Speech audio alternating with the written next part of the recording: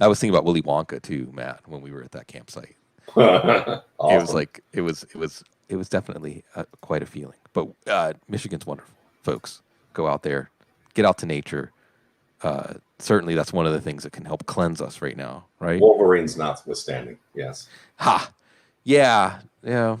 Ann Arbor. I actually like Ypsilanti better than Ann Arbor. But what I'd like best is being back with Matt Waldman, Jene Bramel, and all of you, good people. It's August. There is news coming from beat reporters. There are drafts. Yes, I'm in 3 different drafts right now. There's all kinds of stuff going on here. And welcome, everybody. Good evening. And Gene, let's jump right in because, well, maybe not truly jumping right in because you said there's not as much to talk about as we had thought or hoped. Well, I mean, I guess we hope to not have a lot to talk about, but certainly we want to get more insight into these situations. The Sony Michel situation seems to have escalated from, well, he had a toe injury to relieve discomfort, toe surgery, to he's on the PUP list to start camp, which we knew was in the range of possibilities, to Lamar Miller is signed, to now forget about week 1. You know, maybe he could even start the season on the PUP list. What's the Spidey sense saying about Sony Michel? Yeah, it's not very good. I'm pleasantly surprised that there's not a lot of talk about. I mean, it's great that we're not hearing about unexpected surgeries and lengthy delayed rehabs and more players testing positive for COVID than we expected. All those things are really good signs. But I think you're right. You've kind of picked out the one player where that has happened, and that's Sony Michel. There were some spidey senses already tingling as we started training camp when we're hearing that, maybe he's not ready to come off the PUP list as quickly as originally thought. It was a little bit odd to have heard that for a maintenance procedure, he was still non-weight bearing in a walking boot for 6 weeks. That suggests that even if it was a maintenance procedure, it was something significant enough to where it required some immobilization to be allowed to heal. And then, as you said, the signing of Lamar Miller and what we're hearing in the early days of camp doesn't exactly inspire confidence either, unless and until we know very specifically what the injury was and what procedure he had and whether or not this rehab length of time is extended further than what you might have thought it would be. I don't know that we need to panic just yet, but certainly doesn't seem like Michel is going to be in line for any sort of sizable week 1 workload right now, unless something changes with the PUP designation soon. Well, Gene, one of my favorite long shots who has the talent to be a big time player is Rodney Anderson. And he had the right ACL reconstruction, and he's had an ACL tear prior to that, and he's had a broken bone prior to that. Is this the same ACL that he had a tear to from previously, or the other knee? I think it's the same ACL. Pretty sure. I have to go back and check the notes from before, but I'm almost certain that it's the same leg. Okay, so where do you go from there when you see that a guy with his level of talent has had a pair of ACL reconstructions on the same knee? Well, we know that there's an increased risk of ACL tears in the same knee and also in the opposite knee in a player who's had ACL injuries in the past. And yes, it's the right knee for both the last year at Oklahoma and then last year in September as well. And the concern with these ACL injuries always is, how does the rehab go? Are there any other associated injuries? Is there some scarring that's left over that we're going to have to work through? And those are the big ones. So, can the rehab go smoothly without scar formation? And is there a meniscus injury that might limit him? And you're hearing reasonable things out of Cincinnati right now, but you always feel like, 2 injuries within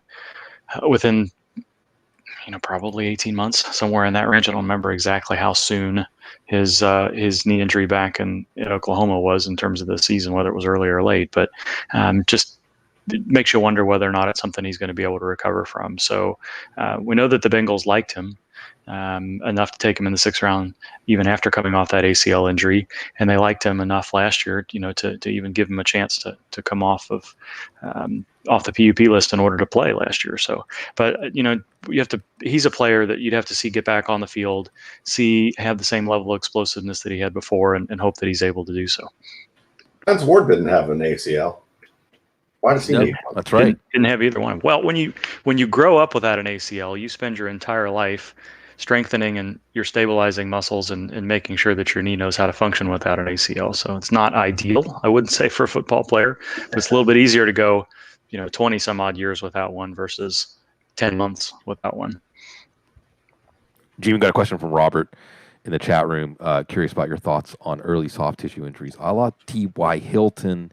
And some more context for Hilton. He missed 4 games, I think, in the first 7 years of his career. But then last year, once he got hurt, he was never close to 100%. And he was probably hurt a lot worse than we realized when he was playing. A torn calf, I think, was one of the things that he played through. And it's not comforting when he shows up with a hamstring injury early, working out on his own. The check engine light, right, that's the hamstring injury in training camp. I want to believe that if he gets, say, a week into the pad practices, or is that pad practices starting August 17th, I believe, or Yes. walkthroughs? Correct. We get a week into the practices, then I probably will put it behind me. But is that wise? It's the best you can do. Whether it's wise or not, I don't think we'll know until after he gets through that point. Again, we're not, without having a good sense of exactly how close to full strength he is, how severe the initial injury was. It's hard to predict whether or not this is more of a grade 2 injury, and he needed every bit of those 4 to 6 weeks to recover.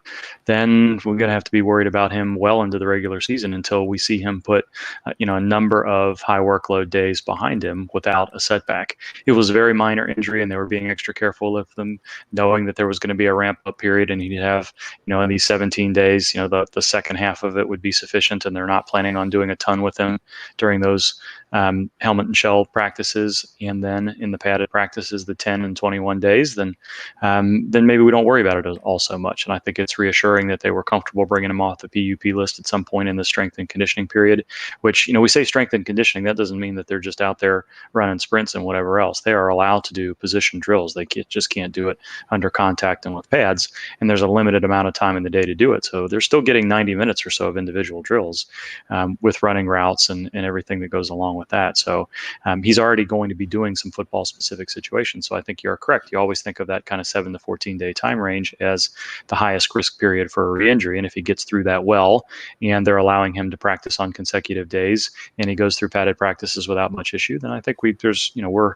a little under, is it September 14th? I can't remember if it's the 12th or 14th. I think the 14th is. Anyway, we're still easily 4 weeks away from him having to participate in a game. So there's plenty of time yet for him to prove that he is in good condition for week 1. All right, well, let's go to a wide receiver on the opposite coast, Tyrell Williams, who is competing with a pair of rookies, and Brian Edwards, who seems to be showing something in whatever you can show in this particular environment, and Henry Ruggs. And then also Vic Tafur came out today and said, hey, Nelson Aguilar, another specter of Nelson Aguilar being something, and that they're, Hunter Renfrow and Tyrell Williams and the rookies are all going to be disappointed with the amount of opportunities they're going to have, according to Vic Tafur. So Tyrell Williams had plantar fascia issues last year, and he said he's finally at a point where he feels comfortable that he's over it and that he feels comfortable with that foot. What exactly is involved in that process of trying to feel comfortable with an injury like that? Just healing time. It can be a tight area of connective tissue under the bottom of the foot, and whether it's torn or partially torn or inflamed, depending on which part of the tissue is inflamed, it's a really difficult injury for a wide receiver, much less really any football player, but wide receiver in general, to be able to change directions on that foot because it's so important. And we've seen this with wide receivers and tight ends and some running backs over the years, where guys will battle through it with cortisone shots and orthotics in the foot and do what they can, and it takes until the offseason to really allow things to cool off. And I think it's probably a good sign if he went through the offseason training on his own and didn't have any setbacks and doesn't seem to be limited early in camp, that he is going to be a part of this deep depth chart, may the best wide receiver play situation that looks like it's brewing in Las Vegas. Okay, Gene, first I want to ask you, not the real question, but I want to ask on behalf. It's something you've gone over, but still, folks are just starting to tune back in. Joseph Mace asked, Deebo Samuel return date, and I know you can't really fix that, but just what's the stock answer right now, when especially people are weighing, Deebo Samuel's there later than he would be if he wasn't coming into the season with a broken foot? Yeah, I think the stock answer would probably be 12 weeks in the offseason, which would put him within a week or two of the regular season to maybe come off the PUP list if they're comfortable, and allow him to recondition and then slowly work back into shape in those first couple of weeks of the year. I don't think we see a full week 1 workload for him. On one hand, however, though, you've got Deebo saying that maybe I'm going to hit the 10-week side of this. And then you've heard John Lynch saying, well, we're not really sure if we're going to have him for week 1, which prompted some speculation over the past couple of weeks as to whether or not he may start the regular season on PUP. The interesting thing about this year that's different when we first started talking about Samuel's issue a month to 6 weeks ago is that the NFL has decided that this year's injured reserve rules are such that you could put an unlimited number of players on IR. They only have to be there on 3 weeks at a time. So we're not as concerned about a player. Probably you will see players be put on the active roster and then added to injured reserve because that's a 3-week deal versus the longer PUP thing. If he is on PUP, then that tells you that they think he's not within 3 to 4 weeks of being ready. But we may see some players that we're just not really sure about get put on injured reserve because there's an unlimited ability to reactivate them, to designate them to return. And any player that goes on injured reserve this year, we're going to have to watch a little bit more carefully if they're rehab, not just say, it's going to be half the season. Maybe he comes back, maybe he doesn't. It could be a 3 to 4 week situation from the get-go. So it's going to be a little bit more cloudy as we get closer to the season. I think the Niners are going to give us a little bit indication based on which list they use, active roster, PUP active, for the first 6 weeks of the regular season, or whether or not they put him on the active roster and then immediately put him on injured reserve, saying, I would rather condition him for the first 3 weeks rather than just give him, say a half workload in the first couple of games. I think that the first key is going to be, does he come off the PUP to the active roster, and when does that happen? If that's happening with 2.5 weeks left before the season starts, then that means they're preparing him to have some role in week 1. If it doesn't, then we wait and hear about what his rehab sounds like, how close he is, and whether or not he's actually on injured reserve with a probable designation to return early or PUP. So I'd say I'm still anticipating that there's a chance that he'll be ready in some capacity for week 1, but there's so much more flexibility right now that it's really hard to speculate whether or not the Niners may take that route, knowing that it's available to them this year. I feel free. Go ahead, Matt. Go ahead. I was just saying, let's play a little game, Gene. All right. So here's the game. I'm going to make a statement, and you're going to connect it to one of 3 movies. Either Stephen Hawking's A Theory of Everything, Russell Crowe's A Beautiful Mind, or Dumb and Dumber. Okay. So when I say to you, I'm going to have a hard time connecting all these to Dumb and Dumber. But probably. Yeah. So when I say to you, forget Greg Olson, watch out for Will Dissly and his Achilles repair this year. He's a real sleeper for the 2020 season. Which movie would you connect it to? Yeah, that's probably A Beautiful Mind. I think we're probably stretching it at this point. Good. I would guess. I think it's awesome that he's not on the PUP list and he's already passed a physical. But there are other players around him on that depth chart that can be successful. And we're still not sure exactly. I mean, we've heard very good things about him in these first couple of weeks, but until you go at full speed, it's hard to know whether or not he is, enough of a fraction or a full fraction of himself after these injuries to be able to be as productive as he was. So I'm not ready to go that far on Dissly yet. I was going to play game 2. See, you anticipate, and this is going to be more like a lightning round kind of game. What I was going to say before that, Gene, was just I hope that the new IR list ends up being a bit of a Al Capone's vault with the new when they took away probable. We thought it was going to make your job a lot harder. We don't need anybody making Jene Bramel's job harder. Okay. No, I don't think that's going to. A little bit of speculation. I think what that's going to be, you guys are probably going to have more difficulty deciding what to do with waiver wire ads and whether or not to drop somebody rather than not. So that may make it a little bit more difficult to speculate as well. But I think it's easier to know that, you got a minimum of 3 weeks. And we'll just kind of, as we did before, I would imagine there's going to be a ton of players go on injured reserve for any number of different reasons this year. And I don't think it's going to be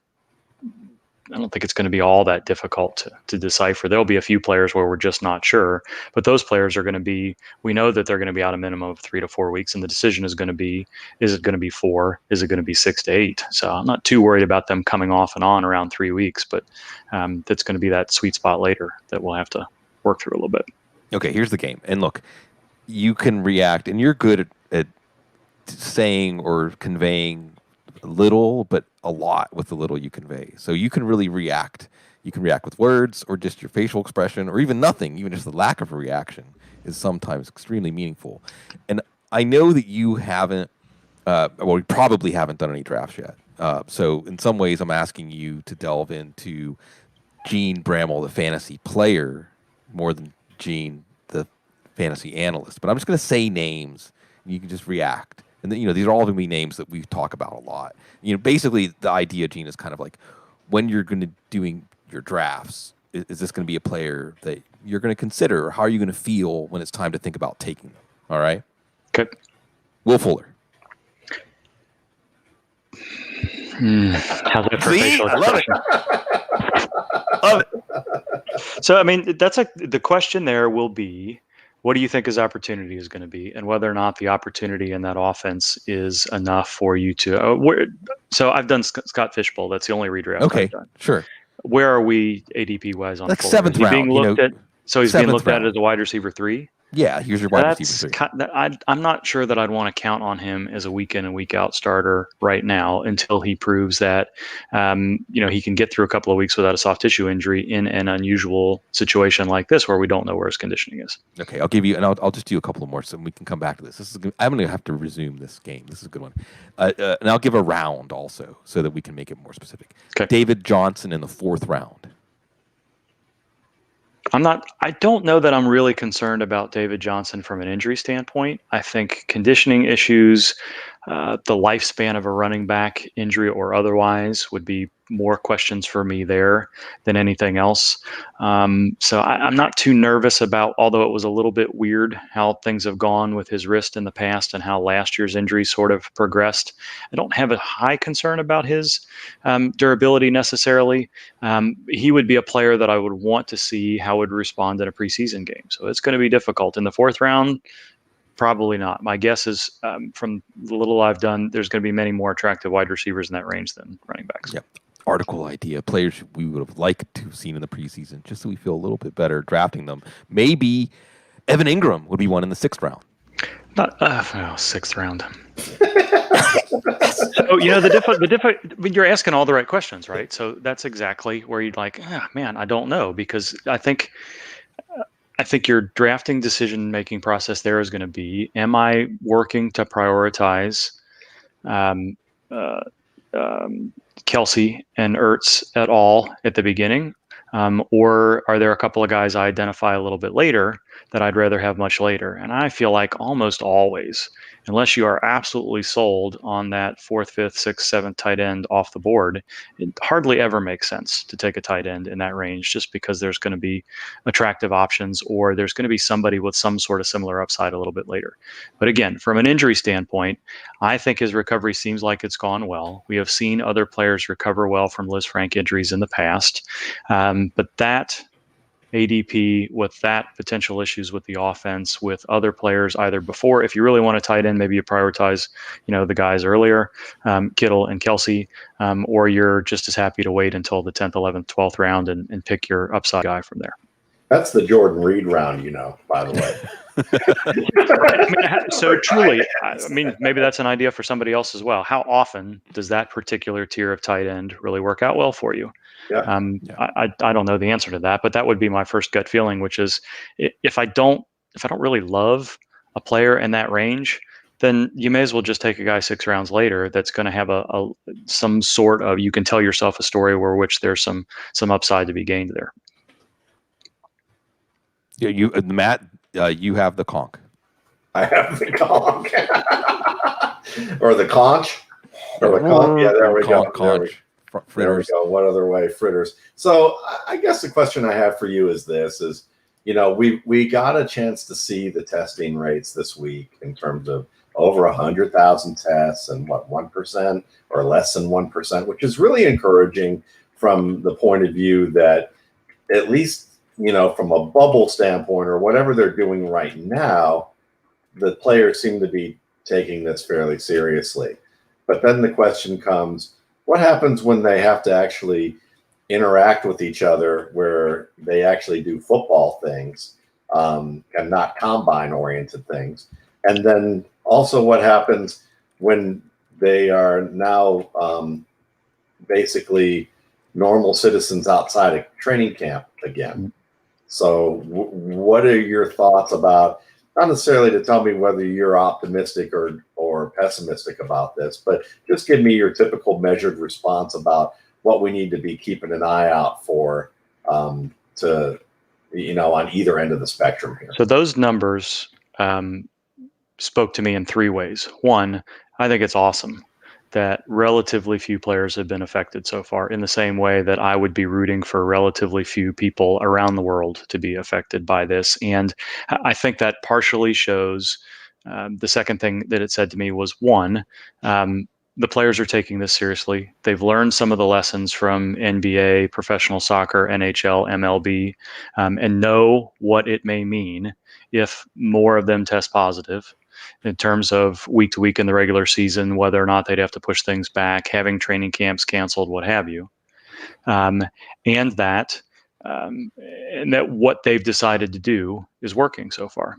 The other thing it says to me is, if the players, young, strong, athletic, elite athletes that will oftentimes probably see themselves invincible, can buy into a masking, distancing, virtual meeting, take this seriously with my family, and we can see that this is the percentage of tests, the positive rate that we get from that, then there's absolutely no reason people shouldn't see this as, okay, this works. This needs to be done in every environment.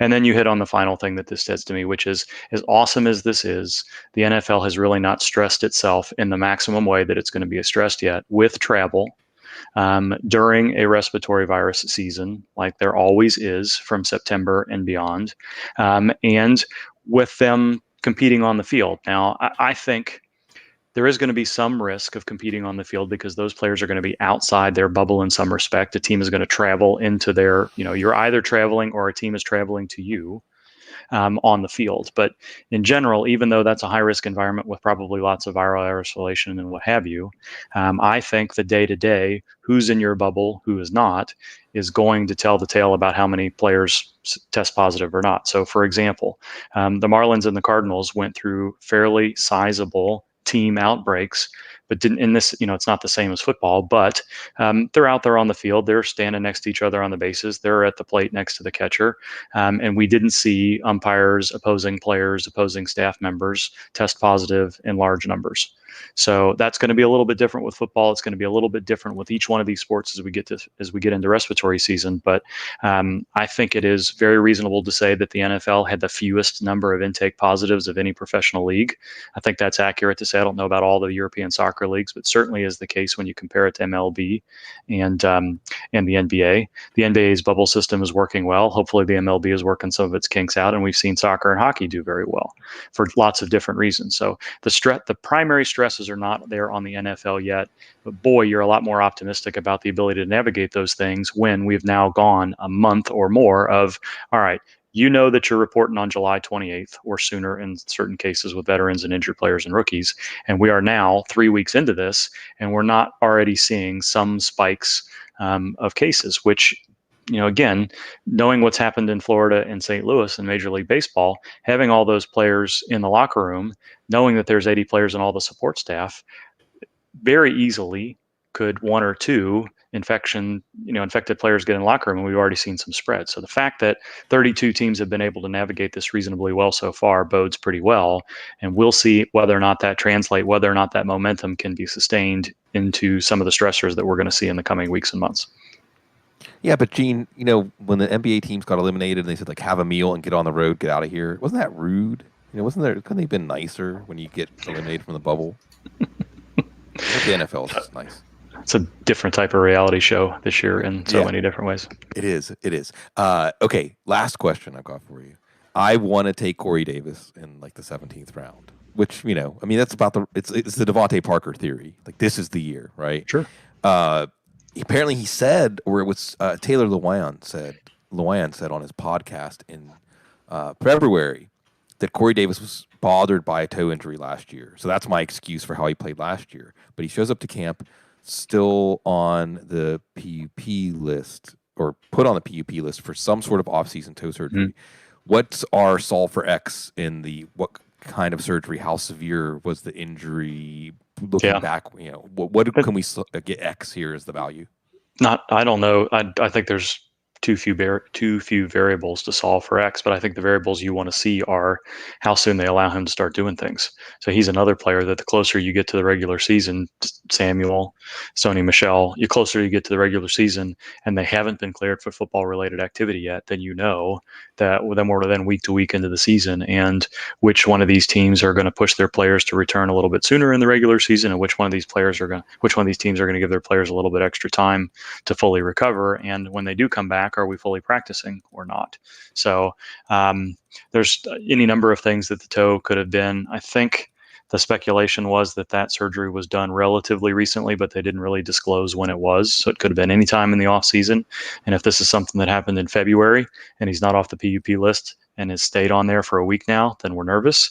If it's something relatively recent, may not be that big a deal. A lot of the turf toe surgeries tend to be 3 to 4 month recoveries. And so if he had it at any reasonable time during the off season, we just didn't know about it because OTAs weren't there for us to see that he was on crutches or recovering, or to get a locker room interview to see what was going on, then maybe that would inspire a little bit more confidence. But so even though we don't see preseason games this year, I think, again, you'd like to see players 2 to 3 weeks before the season starts be cleared to do some sort of football-related activity so they can get through that reconditioning phase without a soft tissue injury, and you can feel reasonably confident that now they may not see 60, 70 snaps in week 1, but they're going to get enough where we'll have enough to evaluate whether or not week 2, 3, and beyond is going to be all systems go or not. Oh, so I should have another question. Anything else if you would like in our closing comments? Oh, boy. Let's see. I guess, looking at some of the players that we have listed here, Alex Smith. I mean, yes. I know we've talked about him before. That's what flashed in my mind too, is there's not a ton on the list to talk about, thankfully. And as I just glance over here at the 15 or 20 names that I'm sort of actively following, but most of them are on the active roster right now. It was nice to read that not only is Alex, who knows if he comes off the PUP list or not, but the fact that they're still considering that there's a possibility that he could compete at all to play this year is ridiculous. I don't know if any of you saw the E60 or not, but the procedures that he went through, the reconstructive surgeries that he's had, if you see what that leg looks like, to expect that he could be one of the top 60 quarterbacks in the world to compete for a starting or a backup slot in the league right now is ridiculous. So it's a testament to how things progressed and the medical team around them. It is definitely a testament to how strong Alex Smith was to get through to this point and to continue to rehab, and what a player he was before this happened, so that he is able to in some ways he's going to have to remake himself because I don't think he's going to be nearly as mobile as he was prior, but all of the things we're hearing from Ron Rivera are awesome. It's a coach that was not a part of Washington when Smith's injury occurred, and as far as I know, they've not been in the same place at the same time.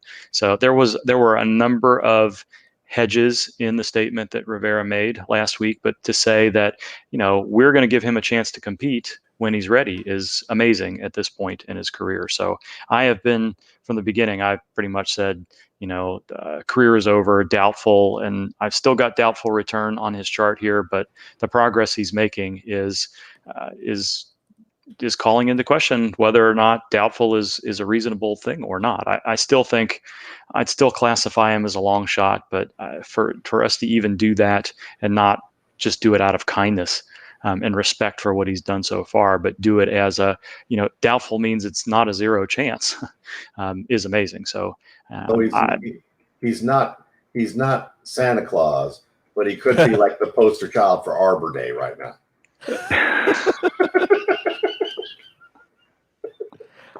And he has to be a little bit insane to want to do this. Don't you think?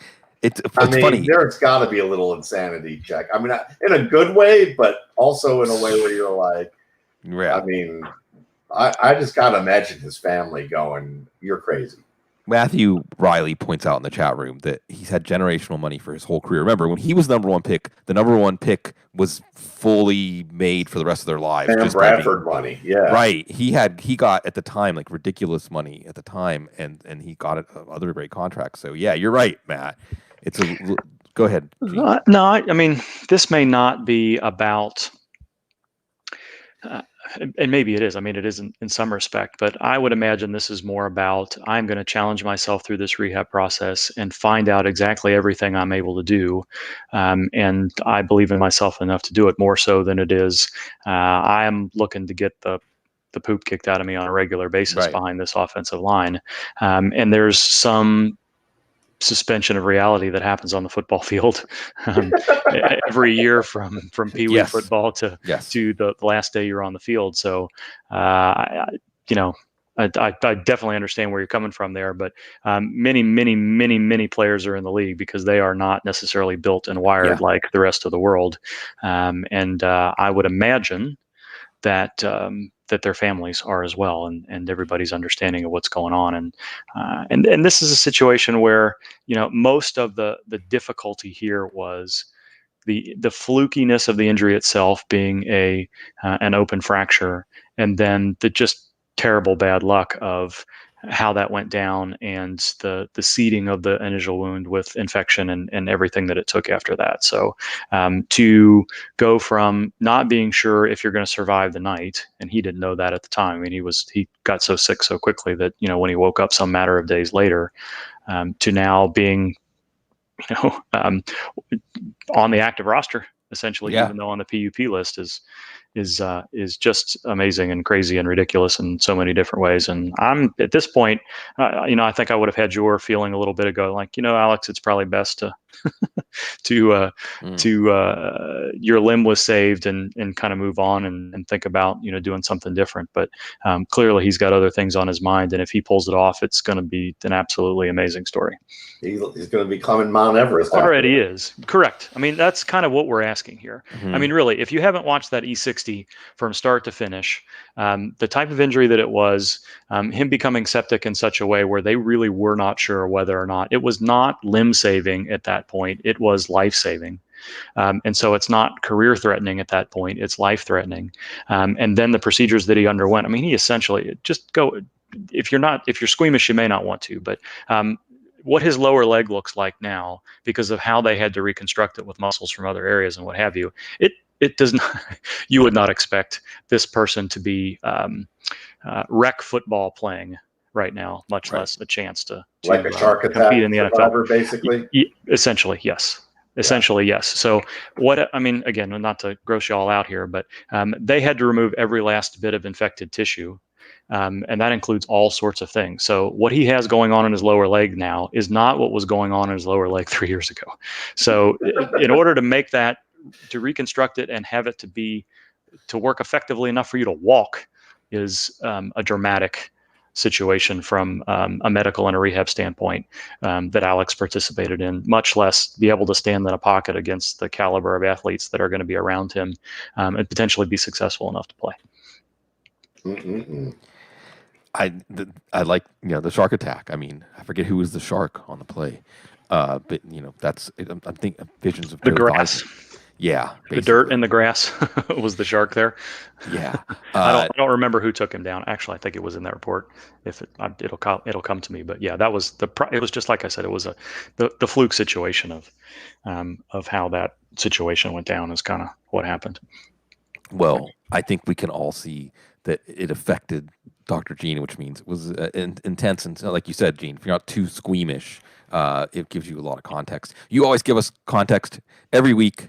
We love the time we get to spend with you before now without Cecil here. Matt Waldman and I sometimes spin off to who knows what. So because we don't have you there to ground us, Dr. Jene. But we have to learn. We have to learn our boundaries. Good luck, Pluto everybody. and beyond. Yeah. All right, y'all. Enjoy the rest of your week. You too. Yes. Pluto. Is Pluto a planet? It's officially not a planet, right? That's an argument my wife and daughter have had for many, many years. It's just one of those things. But yeah. I think that it Pluto was what generation you are. And Pluto's like the god of the underworld, right? Yes. So, it makes sense basically to not totally be sure about that. All right. Well, I want to say welcome back to you. I'm the one that's back, and I appreciate this is right, and I appreciate everybody. I appreciate especially Matt, again, once your hosting skills, it's like a crossover episode from RSP Cast. We got your hosting skills here again, and thanks Dan Hendry and Jeff Hazley, just two of the many wonderful people at Football Guys who are making the donuts. Time to make the donuts for all of our fantasy community out there. Okay. You did the gut check this week, and I'm going to have my version of this article at some point. I stole from you. Yeah, there's only a certain number of fantasy football concepts to go around. Like every couple of years, I'll come up with something that I think nobody's done before, like the comparing ADPs year over year, and I'll be really excited because there's so many great people doing great work out there. But making your draft is. I think I kind of defined it. I don't remember. But we want to have that ceiling. Scott Barrett wrote something good this year on ceiling and how ceiling is everything. But I actually want to ask you about something that is sort of a background to one of the players you pick, which is Damien Harris. And Damien Harris, there's a lot more fuel for the fire now with the Sony Michel issue, because Lamar Miller actually started camp on the PUP list. So they signed Lamar Miller. He's on the PUP list. Damien Harris is going to get a chance. And Damien Harris is a solid running back, and solid running backs like Ben Jarvis, Green Ellis, or Stevan Ridley have had pretty good fantasy value in a good Josh McDaniels offense with Tom Brady. But this is what I want to ask you about, because I see a theme, Matt, and I can believe it, that Josh McDaniels is going to embrace Cam Newton. Well, first of all, just to get this out of the way, for anybody who's tuning in late, any chance outside of a Cam Newton injury that anybody but Cam Newton starts week 1 for New England against Miami? Negative. Yeah, none. I know people need to talk about it like, hey, Jared Stidham, the kid's going to get a chance. Come on. It's going to be Cam Newton unless Cam Newton gets hurt. So I really feel like Josh McDaniels is going to embrace Cam Newton, and Bill Belichick, in so much as he's involved, will embrace Cam Newton. And all you need to do is go back to Bill Belichick waxing rhapsodic about Newton and how difficult he is to defend, to understand that Belichick knows what an equalizer he is. But what I want to ask you, Matt, is what do you think that looks like? What do you think it looks like if Josh McDaniels says, okay, we've got Cam Newton and he's healthy and everybody's energized. We're going to commit to Cam Newton. You mentioned how that could affect Harris. How else do you see it trickling down to the fantasy prospects in the offense? Yeah, well, I think what you're going to see is a mixture of what Scott Turner did with Cam Newton. You're going to see a mixture of what Josh McDaniel did with Tim Tebow. You're going to see a mixture of what Greg Roman's been doing with Lamar Jackson. I think that, when you see the idea that, Bill Belichick probably signed off on Cam Newton because he thought about how much the Baltimore Ravens bent the Patriots over their knee and spanked them.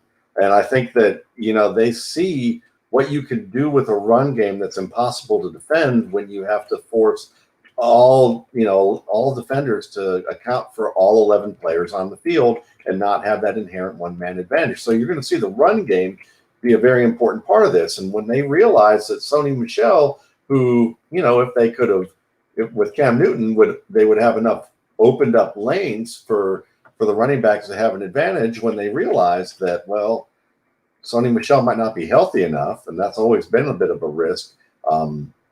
They decided at that point that it was time to bring in somebody else. And Lamar Miller is a very smooth runner who is an underrated receiver in his own right. Mm-hmm. And if he's healthy enough, I think that, what you'll see is he has potential to be a 1,000-yard back. But Damien Harris, certainly, he's kind of like, I'd say he's an upper middle class version of Alexander Madison. Mm-hmm. A player who can get it done for you, isn't particularly fast, isn't unbelievably quick, but he's quick enough. He has good contact balance. He can catch. But, he's going to look faster than he did last year if he caught on to the system. And I think that was the big thing of why he looked a little slower, because he is a player that relies on his processing. And when you're trying to process new information like he did as a rookie, that was a little bit problematic for him. But so I'd say overall, it's going to impact Newton and the main running back that they can get if they don't have to go with a committee. that main running back could be very good because of the fact he's going to have enhanced rushing lanes. I would say the guys who are going to be enhanced by quick hitting seam routes or quick hitting routes either up the seam or crossing the field will be helpful. So I think Mohamed Sanu and Julian Edelman certainly are going to have their opportunities there. But look out for Devin Asiasi if he plays well enough and shows that he can make the acclimation he needs early on. If not, they're sniffing around Delaney Walker. So Delaney Walker could be a nice addition. You want to keep an eye out for him if he's healthy enough and ready to go. But it's going to be about what Cam Newton does well, and he throws well in the middle of the field. Those in-breaking routes, the quick hitters up the seam. He has the arm for the deep route, but they're going to need somebody like Jeff Thomas to actually perform well. And while he's, there's been some positive things written about him, it's kind of like too early to really say. But I would say Sanu, the tight end, and obviously Edelman, crossing the field, and Sanu. I mean, we already talked about him, and then you have, pretty much the open rushing lanes for guys like Harris, and James White will play that role probably where they'll be able to split him outside, and they'll do a lot of different things to get him in open space. So I think James White's probably the safest guy still, even though I don't think he has the upside that he used to with Brady, but I think that the hidden upside guys are probably one of those two running backs. And at the rate where you can get them right now, if you're drafting in the past couple for the next 5 to 10 days before camp opens up, those guys are going to be a bargain for you. Yeah, absolutely. Well, I mean, just because we like the offense now, an offense that looked like it would be one of the bottom 5 in the league, it's exciting now. It has a little element of surprise and has the Cam Newton factor. I was going to ask you a real broad, open-ended question, but before I ask you that, I want to ask you about one of your other players and more the ability to read coach comments or beat writer comments. The number 3 player on your list was Jonathan Taylor. And I keep seeing the same thing being written about Jonathan Taylor. I'm not sure if you're seeing this, but all the beat writers are saying something to the effect of, Marlon Mack's going to be the starter to open the season, but Frank Reich is open to the hot hand. He's going to want to play the guy who's the hot hand, so don't be surprised if Jonathan Taylor takes it away. I almost feel like the pretext is being set so that whenever Marlon Mack, who's performed admirably, serves the organization well, been a good 4th-round pick. Really what I want to ask is, who's going to get more guaranteed money next year, Marlon Mack or Leonard Fournette? But anyway. Fournette. You think? Okay, well, so that's good. You still have an endorsement of Fournette. I'm just curious what the league thinks about Fournette. But Jonathan Taylor. Davis, Maddock, and Evan Silva apparently think you're stupid as hell if you draft Leonard Fournette right now. So that's kind of their thought. I don't think it's stupid. Right, when we use the word stupid, right? Like I hear, and that's not a mean word, but I wouldn't take him before say the 6th round, maybe the 5th round, but man, the wide receivers. So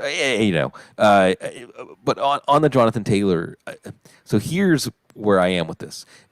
It's almost like if Jonathan Taylor doesn't show out better than Marlon Mack, and it's not any shortcoming on Mack's part, it's just what Jonathan Taylor can do, and it's the fit, right? Because we're not worried about the fit like Darrell Henderson last year or something like that, where we say, well, they're asking him to do some things that are outside of his comfort zone. So, when you have Jonathan Taylor as someone who can make your season, how patient, if someone takes him in the 3rd or 4th round, should they be? Do you see the changing of the guard happening quickly, or do you think it might require more patience? I think it's just too fluid right now, and that's why you're going to have to understand that if you're taking Jonathan Taylor in the 3rd round, that means that you should be building the strategy where you're probably going to be going running back heavy fairly early, or you're going to be confident enough in one of your picks between the 7th and 12th rounds that you are really sure that guy's going to be a contributor early. Because I think the low range is by week 3, Marlon Mack is basically playing a complementary change-up role. That's the earliest. Right. I don't think that's going to happen. But I do think by week 6 to week 7, that's when we're going to see the changing of the guard. And then you're going to wish you had Jonathan Taylor from that point on, because he's going to perform most likely like a running back 1, maybe even a top 5 running back because of the fact that he plays behind this offensive line. So, you know, the difference is that Marlon Mack gets the yards that are gained and a little bit more. And, you know, Jonathan Taylor is the type of back that gets yards that weren't blocked and then also gets a lot more if it is blocked. Mm-hmm. Yeah, well, and I look at the schedule, and they get Jacksonville week 1. I think the Jets week 3. And those just feel to me like fourth quarter Jonathan Taylor games where if they're looking for a predicate to come in and say, yeah, we got to get Jonathan Taylor more work, he'll give them that in those games. Like you said, week 3, it's about when the watch starts. And, of course, you can basically use your 36 players to make your draft latest gut check as a draft plan because it includes Raheem Mostert and Ronald Jones, who are those running backs that maybe if you do go Jonathan Taylor in the 3rd and you feel like you need somebody else to be your running back 2 while you wait around, those are the guys. And to make me feel good, Matt, in the Apex League that I do with, I don't know if Davis is in that, Evans in that, and it's, you know, it's a star-studded, illustrious draft. I took Mostert as my 6th round pick, and Jones is my 7th round pick. I That's like my it. running back 2 and 3. With Zeke as I started out the draft Zeke, Kelsey, Lamar Jackson. So I like it. I feel like they're trying to let me win or something. I don't maybe know. so. Hey, Okay. Look, I drafted Ronald Jones as my 2nd back in a dynasty startup, 50 rounds with the Football Diehards crew. Nice. So I have Nick Chubb, Ronald Jones, and I traded for A.J. Dillon as my 3rd guy. But my wide receivers are the guys. So, but you know, listen, there you go. We'll see about Ronald Jones. I have a good feeling, or at least I think that the cost justifies buying the ticket, taking the ride. Okay, this could take up a lot more than the last 10 minutes. And this you could easily tease out, Matt, into, well, what's really going to happen and what should happen. But this is something I think is a subject that you probably will have, if not a lot to say on, a strong feeling on. Because, you know, Pac-10, Pac-12, I don't know what they call it now, that they're not going to play. And also Big Ten's not going to play. We may see some players transfer. But more likely we're going to see a lot of players. Basically, their agents are going to gather enough intel to know whether it's wise for them to jump to the draft or not. But what you're hearing, Matt, I know you're hearing this stuff, right? Oh, it's going to be so hard to scout them now. Oh, this draft is going to be so much more uncertain, so much more of a crapshoot. Oh, the Jets got those picks, but are they worth as much now with all this? Oh, you know, and even, you know, people that I definitely respect. I'm not trying to downplay this point of view. You know, the combine's going to be more important than ever. You know, Joe Burrow saying, well, if it wasn't for last year, I mean, would I have been the number 1 pick? So there's a lot of consternation about the NFL drafting these players without this year of tape. Is it as big of a deal as they're making it? I was asked this question by Mike Shope. Oh, isn't he great? Was it your first time on the WGR? No. Yeah, they're awesome. I love it. And, you know, I got to take some credit real quick because the first spot I did with Mike Shope, he was like, oh, Sigmund, fantasy football, I'm not really that into it. And I just, tell me, like, why, you know? And now he's in, like, expert leagues with us, and he's one of the biggest fans of Football Guys app. And I love Mike. I love going on with Mike and the Bulldog anyway. Yeah, they're good people. So they asked me that question as well. And I think the best way to answer it is that it does make a difference for quarterback because quarterbacks get limited starts and every start that they get, there's a wealth of information that they have to process and deal with. And they also have, you know, I mean, I'll give you a good example. Mark Schofield and I just did a film room on Justin Fields. And everyone seems to think Justin Fields is one of the top 3 quarterbacks for this coming draft class if he comes out. I hope to God he stays in Ohio State this year and maybe even plays another year after that because I think he's very talented. I think he can be a top prospect. I also think that when you watch him against Clemson, you watch him against Wisconsin, especially against Clemson, when they threw things at him with different types of blitz packages and dropbacks and disguising different types of coverages, he got the right answer, but he was late with the right answer consistently. And then he pressed, and he just didn't show the field general like processing and maturity that you want from a top prospect right now. And for him to come out and not really have mastered the types of things that advanced college programs throw at a quarterback tells me that he's not ready. He's not ready yet without another year of football. This year might have been a different thing if he had played this year.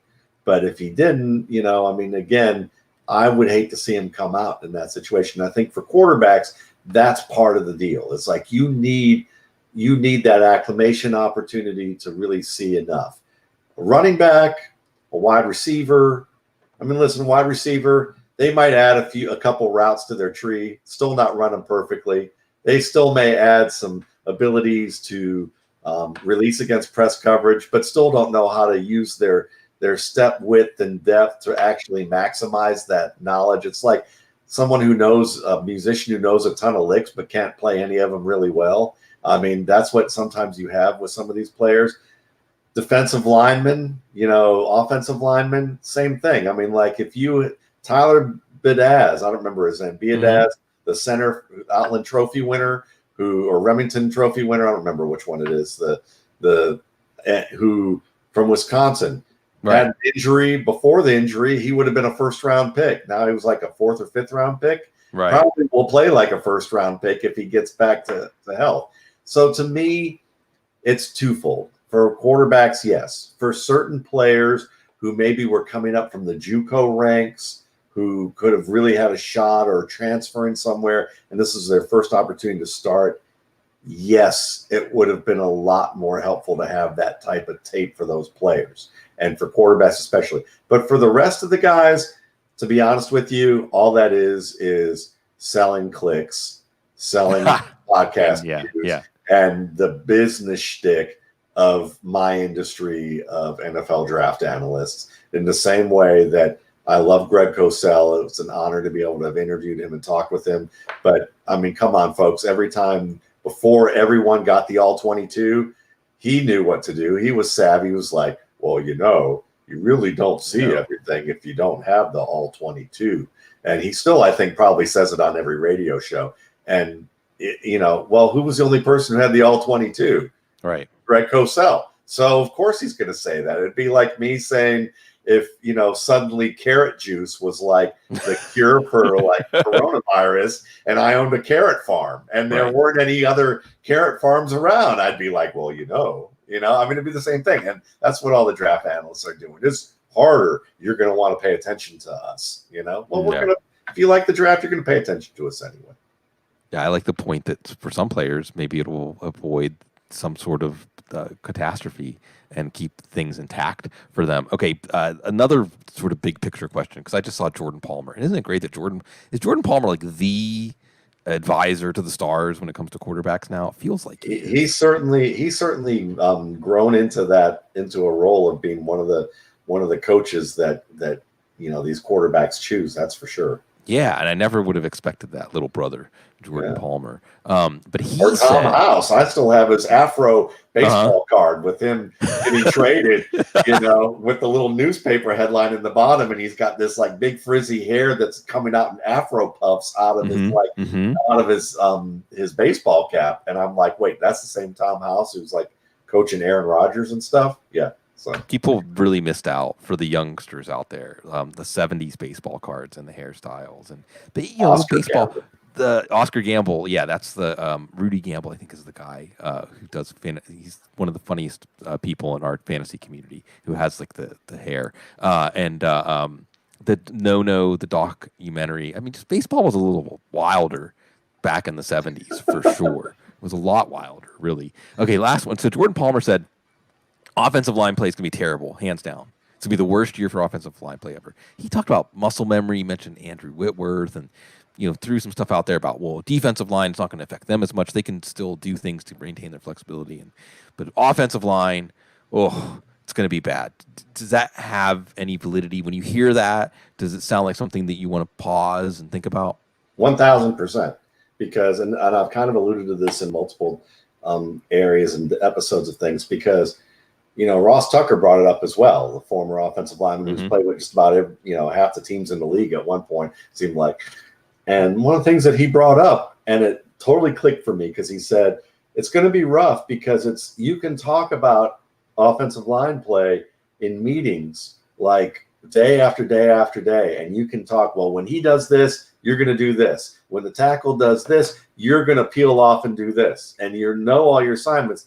But then you got to get out there and rehearse it. And if you don't have the timing on the field in the preseason, as well, because they play more in the preseason than anybody, and if you don't have that time in practice in the preseason and enough opportunities, then you don't get that muscle memory to know, because it's one thing to say, yeah, do that, and it's another to feel that person next to you make that move, and that's them doing that thing that causes you to then have to react instantaneously to what they did. And it's, to me, when he said that, I thought, oh, it's like ensemble playing as a musician. I used to play in a sax section, so it's like, playing in tune is a relative thing to an extent, because most people don't have perfect pitch. So you have a lead player, like your lead alto player is like kind of like your center, and everything kind of works off of that. And you got to make sure that you're kind of in tune, that that you're playing at a level just under him and he's floating just over that. And you kind of have to, and if you're playing some really complex lines, you also have to know about where you're going to accent certain things, where you're going to ghost certain stuff, where you're going to, whether you're really going to, how the volume's going to be, how you end a note. Most people would say, well, if you're a musician, you think, well, if it's a whole note, that's 4 beats and 4/4 times. So you're going to just play to the count of 4. But you don't know whether it's going to be a hard stop or whether it's going to be more of a faded stop. And those are all things you have to not only talk about, but you have to experience and rehearse to really get that down and make it tight. So, and that's cohesion. That's really cohesion explained. And they're not going to have a lot of that. So I think it's going to affect the running backs. I think it's going to affect the offensive line play in terms of pass protection and blitz pickup. And yeah, we're going to see a lot more penalties. We're going to see a lot of holding penalties, a lot of legal motion penalties. We're going to see some blown plays. We're going to see some running backs who are going to pull the Kenyon Drake youth version of getting getting nearly concussed, running into the backside of one of their own players. I mean, a lot of that's going to happen. It's going to be messy. Yeah, Jordan Palmer said something like, it was in Albert Breer's column today, running for their lives. Quarterbacks running for their lives. He said something like, and I don't know what he was referring to. 60% of the throws the quarterbacks couldn't even set up. Like, they didn't even have a chance to set up and throw. I don't really know what that was. Like, maybe it's something he projected out in his mind, but it matches what you said. And he specifically referred to things like handing off on twists and stunts and things like that. Like you mentioned, the synchronicity. That's the stuff that's going to be, so we're going to be watching continuity. Draft Russell Wilson. He's used to it. Right. Well, that's right. No, you're right. Do you like the let Russ cook thing, by the way? Have you seen Let Russ Cook? Have you seen this whole thing? No. It's like, the whole idea is like, let Russell Wilson, we'll go a little over today. Sure. Because we're having fun. Let Russell Wilson throw the ball. Let Russ cook. He's been lobbying openly to throw the ball more, not just in the fourth quarter, but in the first quarter and second quarter and third quarter. And I think the phrase from today was play every quarter like it's the fourth quarter, basically. So it's the John Elway lobbying under Dan Reeves. Yeah. So yeah. I've suddenly become a John Elway Part 2 fan. This is like a horror-filled moment for me, realization that Pete Carroll is Dan Reeves and Russell Wilson. No, I can't go. I understand. No, but the idea is mobile quarterbacks, or like you said, quarterbacks that already demonstrated that if the offensive line is a little helter-skelter in front of them, they can adjust or still be functional. And quarterbacks, on the other hand, that don't, like Daniel Jones. Did you see Jerry Skolpinski's line on Daniel Jones too? Sometimes ball security is knowing what you're looking at. Well, I call him pocket deaf. Yeah, so he's got pocket deafness. When I saw that, though, I thought of you because Skolpinski. A lot of quarterbacks have said. I know Garoppolo for one. Like, this guy, if it wasn't for this guy, I wouldn't be what I am today. So it was a good hire for Daniel Jones, maybe even more so than Jason Garrett. But for him to say ball security, because they're bringing up the fumbles, well, ball security is knowing what you're looking at when you're looking at the defense. Making that connection between ball security isn't just the way you hold the ball when you're standing in the pocket, or even some of the stuff you've talked about, pocket awareness. Like if we can improve what you're looking at so you get the ball out quicker, so there's not a chance for you to forget that you're standing around guys that want to hurt you. So I liked that. I thought that meant he grasped what he has to work with. And also it means, well, forget pocket awareness, because we know that's not going to get fixed. So let's make sure he gets the ball out as fast as possible. Exactly. That quick threshold, like the quick mouse trap threshold, like get it out. When you see this, get it out. Like what they did with Chris Sims, just simple decisions. When you see this, get it out. If not, take off. Don't think too much. But it's always good. So there's your actionable advice, though, folks, is the mobile quarterbacks. I don't know, Lamar Jackson, for instance. Yes. And Mahomes. And offenses, like we talked about. Quarterbacks early, maybe. This may be the early round quarterback. I agree. Yes. Well, I've been saying that just because when the top quarterbacks are 30-point-a-game quarterbacks, that makes waiting at quarterback still surrendering a lot of points. And the object of fantasy football is to score more points than your opponent. And Lamar Jackson and Patrick Mahomes do that. And listening to Matt Waldman helps you do that. Listening to Jene Bramel helps you do that. Football guys. Good.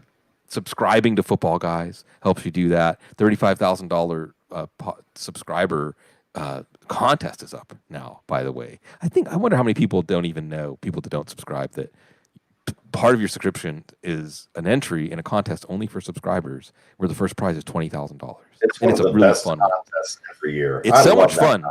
Like I sometimes it hurts my heart that ours don't count, our entries. I mean, you can watch and see how our entries do compared to your entries. It's like a Survivor kind of contest.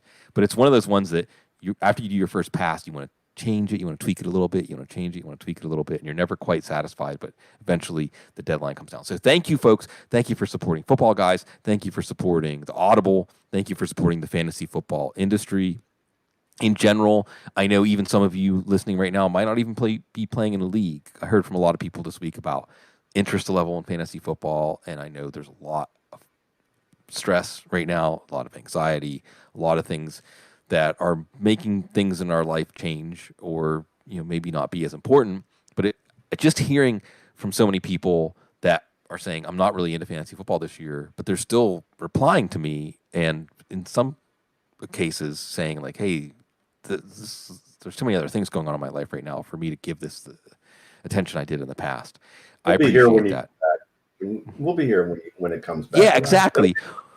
Well, Matt, I would think I don't want to speak for you when I say like we're here anyway. Like, yeah. I mean, there's very little that we could do more important than helping people, even just by being seen and heard. That if you just want to tell me about how this has been hard for you or hard for your family, or I'm here to listen. I've always said that fantasy football is therapy anyway. So we're here to provide a diversion for the people who want the diversion, but we're really just keeping each other company. And we're still here to do that for sure.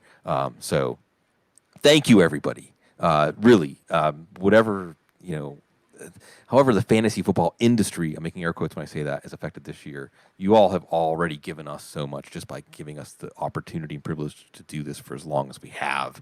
And I just want to serve people however we can, keep you company, and so you feel not alone. I did a rant, they asked me the wrong question. I was on RotoViz podcast. It's going to come out. Mike Randall, great show.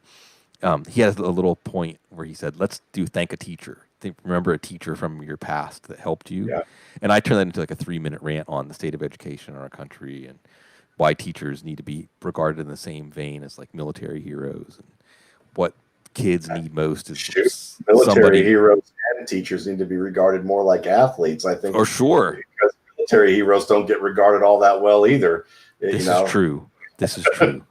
See, now we're going to spin off into that. But, kids, I think one of the things that we've realized that teachers do for kids is just make them feel like there's somebody else that, sorry, Joe, gives a shit about them. Yeah. More than education, more than sparking intellectual curiosity, it's just somebody that you feel like, I see you, I hear you, and I care about you.